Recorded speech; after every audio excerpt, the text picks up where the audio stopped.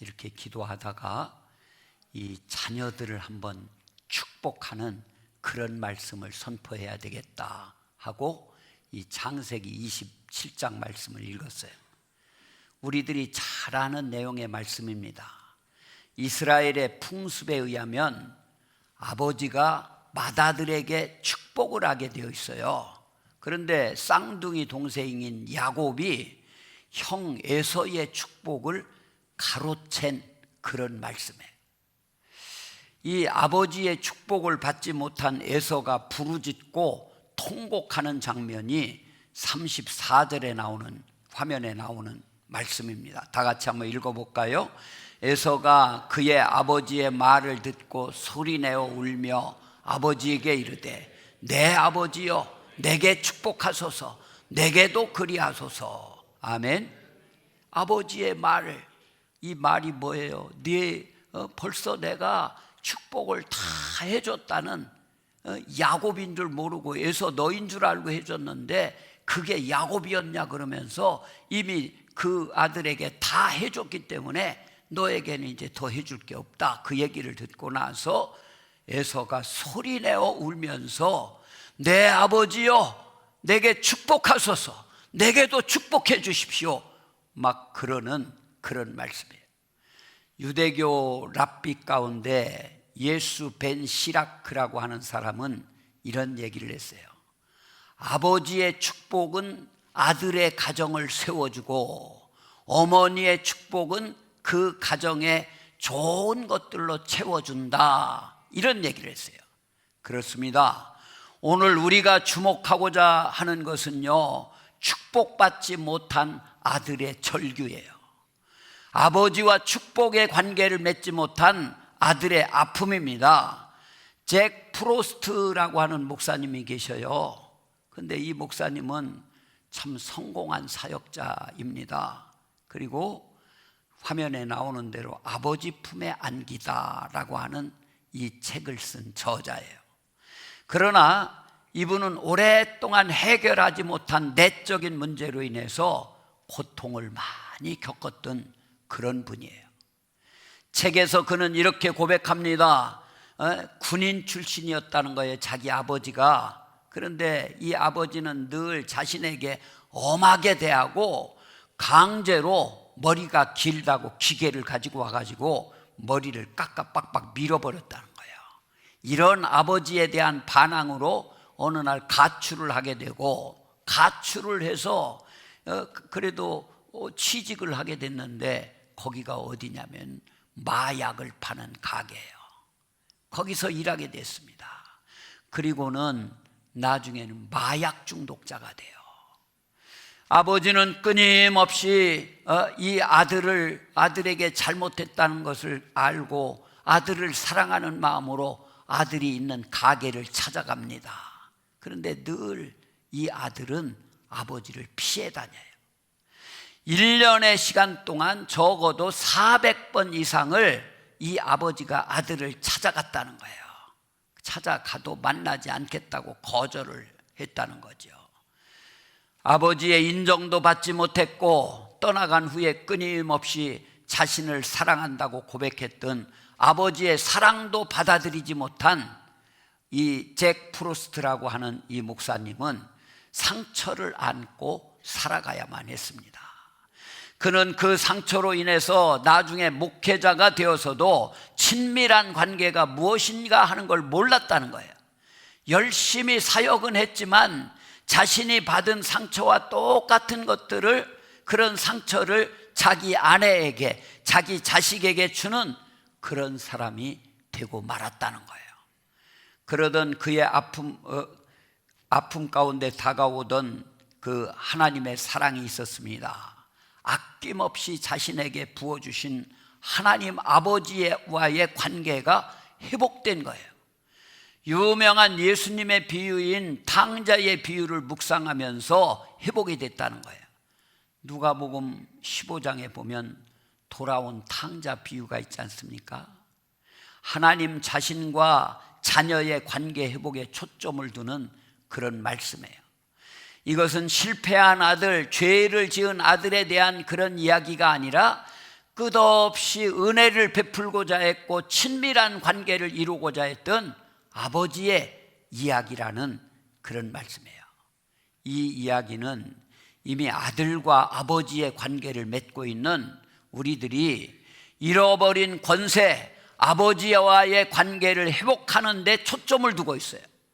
작은 아들이 아버지와의 그 교제와 친밀함을 소중히 여기지 않고 자기중심적이 돼서 재산을 가지고 떠나갔지만 끝까지 그 관계를 포기하지 않으시고 은혜를 베푸시는 아버지의 이야기입니다.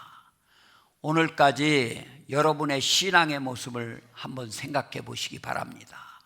얼마나 많은 것을 원했는지 한번 헤아려 보세요. 그 원하는 것이 이루어지지 않고 지연될 때 우리들은 얼마나 하나님을 원망하고 떠나 있었는지 여러분들 한번 생각해 보시기 바랍니다. 그러나 그럼에도 불구하고 끝까지 은혜를 베푸시는 이 아버지는 우리들을 기다리고 계시는 그런 아버지셔요. 교회는요, 하나님과의 친밀한 관계가 회복하는 그런 곳입니다. 우리에게 가장 큰 축복은요, 물질적인 것이 아니에요. 여호와 하나님과의 관계가 회복되는 것이 복인 줄로 믿습니다. 교회가 축복의 장소인 것은요, 하나님과의 만남의 장소고요, 또 하나님과 관계가 회복된 사람들과의 만남이 있는 그런 곳이기 때문에 교회가 축복의 장소라는 거예요. 한없이 나에게 은혜를 베풀어 주신 하늘 아버지, 당자와 같은 나를 받아주신 아버지 때문에 한없는 은혜와 축복을 자녀들에게 베풀 수 있는 그런 사람들이 되어야 된다, 그런 말씀이에요. 우리 성도님들, 우리 복된 가정을 이루면서 살아가야 되는데, 그럼 복된 가정을 만들려면 어떻게 해야 되느냐? 첫째는요, 애정 어린 접촉이 필요하다는 거예요. 가족들 간에, 특별히 부모와 자녀 사이에 애정 어린 접촉이 필요하다는 거예요. 오늘 본문 26절 말씀을 보니까 그의 아버지 이삭이 그에게 이르되 내 아들아 가까이 와서 내게 입 맞추라. 아들 보고 와서 입을 맞추라는 거예요. 접촉하라는 거예요. 27절 같이 읽어요. 그가 가까이 가서 그에게 입 맞추니 아버지가 그의 옷에 향취를 맡고 그에게 축복하여 이르되 내 아들의 향취는 여호와께서 복 주신 밭의 향취로다. 아멘. 나이가 많아 죽을 때가 된 아버지가 아들을 축복하는 모습. 아무리 아들이 장성해도 아들은 아들입니다. 아들을 가까이 불러서 입 맞추는 모습을 여러분 생각해 보시기 바랍니다. 저는 오늘 이 말씀을 통해서 애정 어린 접촉을 통한 축복의 원리를 여러분들에게 선포하려고 그래요. 우리는 자녀들을 하나님께 맡기고 양육해야 한다는 것을 압니다. 우리의 자녀들이 하나님의 형상대로 자라가야 한다는 것도 압니다. 그러나 가장 중요한 것 중에 하나는요, 우리에게 맡겨진 자녀들을 최선을 다해서 양육해야 한다는 그런 사실이에요. 축복은 접촉을 통해서 전달이 되어지게 되는 겁니다. 아이들에게 가장 중요한 것은 엄마와의 접촉이에요. 아이들의 가장 중요한 순간에 엄마와의 접촉이 꼭 필요한 겁니다. 본문 26절 말씀을 보니까 이삭이 아들에게 말을 합니다. 와서 내게 입 맞추라 그러는 거예요. 그리고 그 아들의 냄새를 맡고는 손을 얹어서 이 아들에게 축복을 합니다. 성경에 나오는 많은 축복은 애정 어린 접촉을 통해서 이루어지는 거예요. 창세기 48장 9절에서 10절 말씀을 보면은 요셉이 자기 아들을 야곱에게 할아버지 야곱에게 데리고 가서 축복해 달라고 그래요. 그러자 야곱은 그 손주들을 보고 그들에게 입을 맞추고 그들을 안습니다. 그리고 그들을 향해서 축복을 해줘요. 손을 어긋나게 해서. 애정 어린 접촉이 왜 축복이 되는지 조금 과학적으로 한번 설명을 드려보겠습니다. 우리 몸에는요, 500만 개가 넘는 교감신경이 있어요. 그 중에 3분의 1이 우리의 손 안에 집중되어 있다는 거예요. 손바닥 안에. 그렇기 때문에 우리의 손은 매우 민감합니다. 뉴욕 대학의 유아교육과 교수인 크리그 박사는 안수의 효과에 대해서 연구를 해요. 이 안수를 할 때 안수하는 사람과 안수 받는 사람 모두에게서 헤모글로빈 수치가 증가를 한다는 거예요. 이 헤모글로빈 수치가 왕성해지면 신체 조직은 더 많은 산소를 받아들이게 된다는 거죠. 산소가 증가하면 에너지를 발생하게 되고 병이 있는 사람에게 굉장히 유익이 된답니다. 그래서 이 야곱이 요셉의 아들인 에브라임과 므낫세를 안수할 때 할아버지의 애정어린 접촉을 통해서 축복이 전달되는 거예요. 애정으로 자녀를 만지고 접촉하는 거, 이것은 아주 중요한 성경적인 축복의 원리입니다. 마가복음 10장 13절에서 16절까지 말씀을 보겠어요. 제가 13, 14절 읽겠습니다. 사람들이 예수께서 만져주심을 바라고 어린아이들 데리고 오매 제자들이 꾸짖거늘 예수께서 보시고 노하시어 이르시되 어린아이들이 내게 오는 것을 용납하고 금하지 말라. 하나님의 나라가 이런 자의 것이니라. 아멘. 15, 16절은 여러분들이 한번 읽으세요. 시작.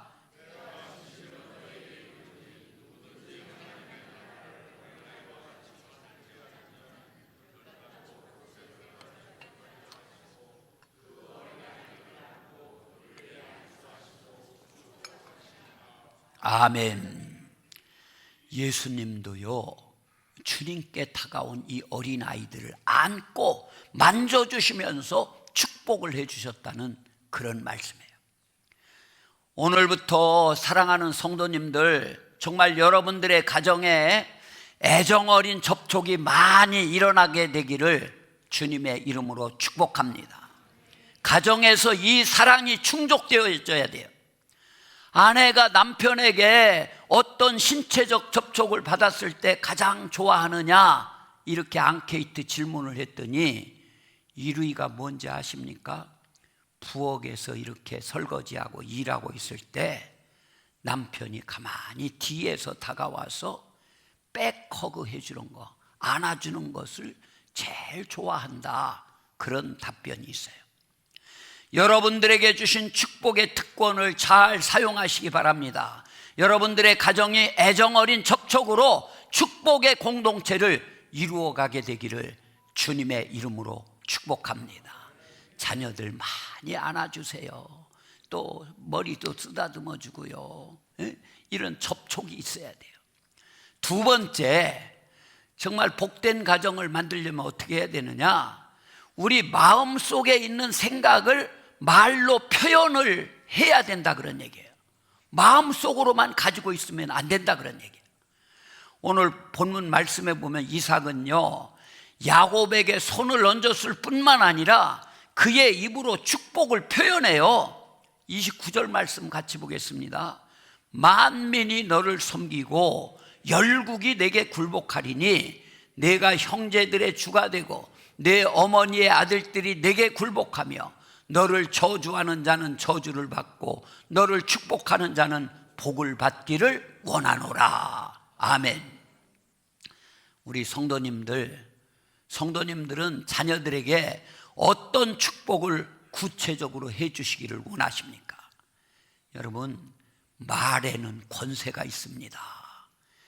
다시 말하면요, 말로 어떻게 표현하느냐 하는 것은 아주 중요한 축복의 요소예요. 하나님께서 아브람이 한 사람의 아버지라는 의미예요. 아브람을 부르셔가지고 그 이름을 아브라함이라고, 열국의 아버지라고 그렇게 이름을 바꿔주셨습니다. 이 열국의 아비로 불리기를 원하셨어요. 예수님께서는 시몬을 부르셨습니다. 그리고 베드로라고 이름을 붙여주셨어요. 즉 반석이라고 하는 뜻의 이름으로 바꿔주셨습니다. 즉 여러분들의 자녀들을 향한 표현 하나하나가 권세가 있다는 그런 말이에요. 여러분은 믿음이 있으십니까? 복음의 능력을 믿으십니까? 하나님의 축복의 말씀이 그대로 이루어진다는 것을 믿으십니까? 사실 가부장적인 이런 유교 사회에서 자란 우리 아버지들은요, 표현을 잘하지 못했어요. 축복의 격려의 말을 잘 하지 않는 것이 미덕인 것처럼 생각하기도 했습니다. 그러나 이것은 옳지 않아요. 여러분의 자녀들은 바로 여러분의 격려와 사랑의 표현을 들으면서 자라고 그대로 되기 때문에 그래요. 오늘 여러분들이 자녀들을 위해서 혹은 가족 간의 사랑과 축복을 표현하는 데 있어서 가장 큰 장애가 되는 것이 뭡니까? 아이고, 내일 얘기하지, 다음에 하지. 흔히 그렇게들 얘기해요.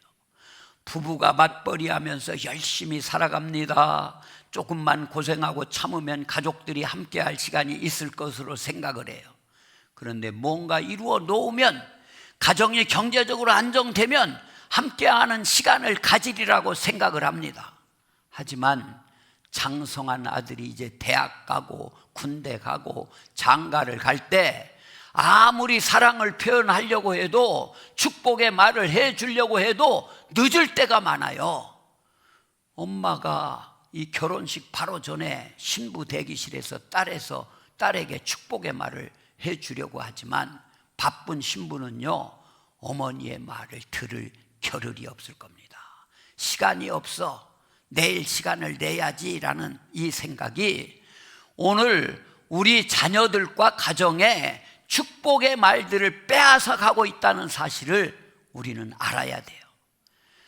집을 장만하면 행복한 가정을 이룰 수 있으리라 생각하십니까?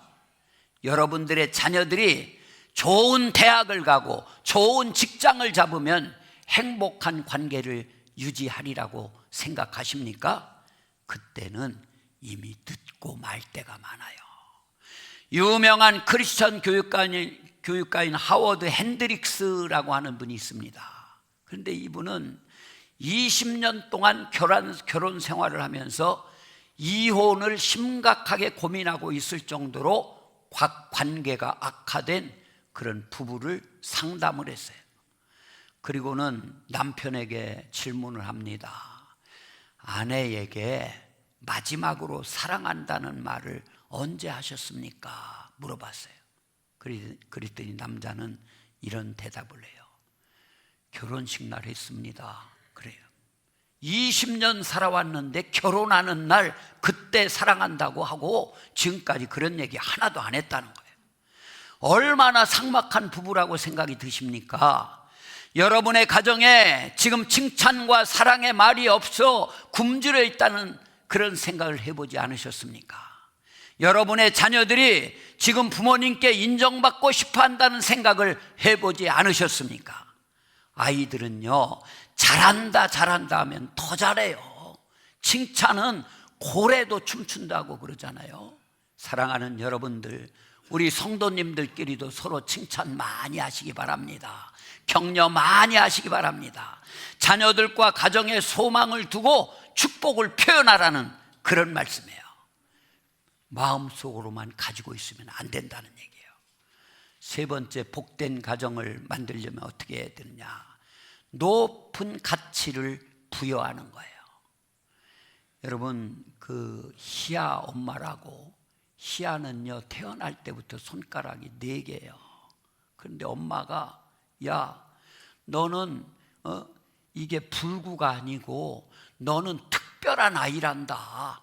다른 아이들보다 특별해. 너는 특별하니까 더 잘할 수 있어. 그러면서 격려를 해주면서 이 어린 것을 피아노 학원에 보내면서 피아노를 가르쳐서 유명한 피아니스트가 되잖아요. 에? 여러분은 자녀들에게 얼마나 자랑스러운 팬이 되어 주셨습니까? 축복의 개념이 뭔지 아십니까? 정말 어떤 사람을 축복하기 위해서는 그 앞에 무릎을 꿇고 상대방을 높여야 되는 거예요. 시편 103편 1절 말씀을 보겠습니다. 다 같이 읽겠습니다. 내 영혼아 여호와를 송축하라.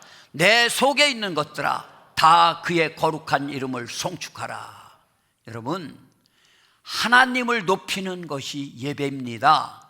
그분의 본질적인 가치를 인정하는 거예요. 자식을 축복한다는 차원이 무엇인지 아십니까? 자녀의 본질적인 가치를 인정하는 거예요. 남편의 본질적인 가치, 아내의 본질적인 가치, 부모의 본질적인 가치를 인정하는 거예요. 오늘 27, 28절에 보니까 내 아들의 향치는 여호와께서 복 주신 밭의 향치로다. 하나님은 하늘의 이슬과 땅의 기름짐이며 풍성한 곡식과 포도주를 내게 주시기를 원하노라 그랬어요. 아들을 가리켜서 밭에서 나는 향기로운 냄새와 같다고 비유하면서 칭찬하는 거예요. 창세기 49장 22절에 보니까요, 야곱이 요셉을 축복하는 얘기가 나와요. 뭐라고 말합니까? 요셉은 무성한 가지, 곧 샘 곁에 무성한 가지라. 그 가지가 담을 넘었도다 그럽니다. 자녀를 향하여 특별한 가치를 구체적으로 표현하여 축복하는 겁니다. 우리는 무심하게 얘기할 때가 많아요. 그런데 자녀들은요, 부모들이 하는 말을 통해서 예언적인 말을 듣게 되는 거예요. 오늘 여러분이 만나는 모든 사람이 여러분들의 입술을 통해서 선포되는 말을 통해서 예언적인 메시지를 듣게 되는 줄로 믿습니다. 지금 여러분들이 자녀와 가족들을 향해 말하는 미래의 언어가 얼마나 귀한지 아십니까, 여러분들? 만일 여러분이 문제점과 단점만을 지적해서 말한다고 합시다. 야, 넌 왜 맨날 그 모양이냐? 그렇게 살아서 밥이나 먹고 살겠나? 너 그렇게 공부하기가 싫어? 학교 그만두고 시집이 나가? 그렇게 공부하기 싫으면 집 나가서 일이나 해. 이 모든 말이요, 예언적인 말이 될 수 있어요. 부부싸움할 때 뭐라고 그래요? 당신하고는 못 살아. 이렇게들 싸우나요? 싸워보셨죠? 이렇게 하는 말이 얼마나 무서운 말인지 여러분 아십니까? 한번 여러분이 할 수 있는 최고의 축복의 말들을 생각해 보시기 바랍니다. 저도 이 말씀을 준비하면서 우리 가족들에 대한 구체적인 축복의 말들을 한번 생각해 봤어요. 제가 가장 후회되는 것은요, 우리 아버님이 16년 전에 돌아가셨습니다. 어머님은 5년 전에 돌아가셨어요. 그런데 이 부모님께 사랑을 잘 표현하지를 못한 거예요. 아버지 사랑합니다, 어머니 사랑합니다, 이 말을 건강하실 때 제대로 한 번도 해드리지 못했다는 거예요. 임종 직전에 막 숨을 헐떡이시면서 병원에 계실 때, 그때 병실에 가가지고 아버지 끌어안고 아버지 사랑합니다, 우리 어머니 끌어안고 어머니 사랑합니다 했지만, 조금 더 기력 있고 건강하실 때 왜 그 표현을 못했는가 생각하면은 지금도 굉장히 후회가 돼요. 아내를 보면서 다시 태어나도 만나서 같이 살고 싶은 사람, 당신은 나에게 꼭 필요한 사람이고 당신 때문에 행복합니다. 들었죠? 우리 집사람 들었어요. 이렇게 고백하는 거예요. 우리 자녀들을 향해서는, 우리 삼남매인데 제가 이 목회자의 자녀로 살아가기가 쉽지만은 않았을 텐데, 불평 한마디 하지 않고 아빠 목회하는데 누가 되지 않으려고 부단히 애써준 데 대해서 고맙다고, 사랑한다고, 그리고 잘 자라준 거에 대해서 감사하다고, 반드시 하나님이 큰 복을 더하여 주실 것이라고 이 자녀들에게 말해 줄 거예요. 오늘 여러분의 입에서 구체적인 사랑의 표현이 하나님 앞에서 고백되기를 간절히 원합니다. 28, 29절 본문 보세요. 하나님은 하늘의 이슬과 땅의 기름짐이요 풍성한 곡식과 포도주를 내게 주시기를 원하노라 축복해 주고 있잖아요. 만민이 너를 섬기고 열국이 내게 굴복하리니, 내가 형제들의 주가 되고 내 어머니의 아들들이 내게 굴복하며 너를 저주하는 자는 저주를 받고 너를 축복하는 자는 복을 받기를 원하노라 그랬어요. 결국 야곱이 위대한 족장이 되지 않았습니까? 야곱의 12아들이 이스라엘 지파를 이루게 되지 않았습니까?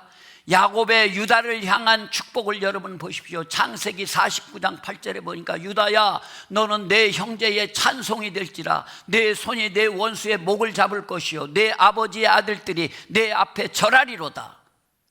여러분, 이삭이 야곱을 축복할 때 현재를 보고 있습니까? 그렇지 않아요. 현실이 아닌 미래를 보고 축복하는 거예요. 때로는 기다림이 필요합니다. 기다림이 축복이 돼요. 참고 인내하는 자가 복을 받아요. 이것이 복이고 사랑입니다. 기다려줘야 된다는 거예요.